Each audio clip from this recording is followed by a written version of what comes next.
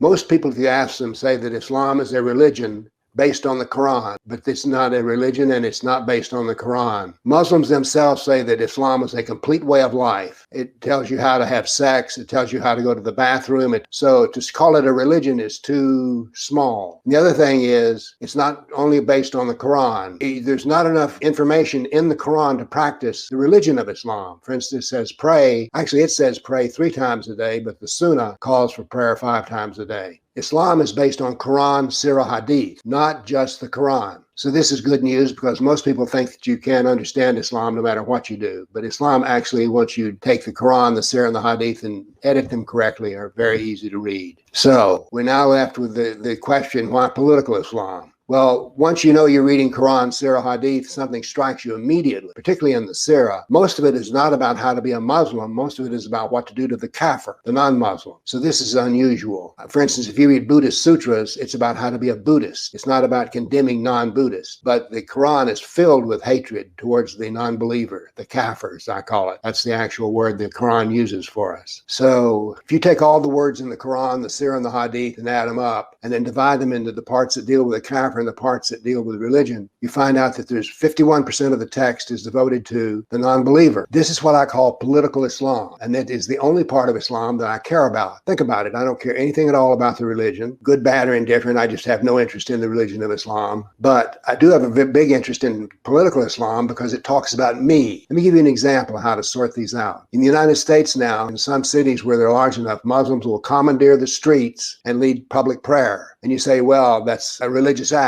The prayer is a religious act. Commandeering the street is a political action. You see the difference? Because if I did that and you did that, we would have policemen write us a ticket and remove us from the street. But if Muslims do it, they get a free pass. So I want you to see that something is political when it affects us. Now, there are parts about Islam that deal only with Muslims and yet can still wind up dealing with us.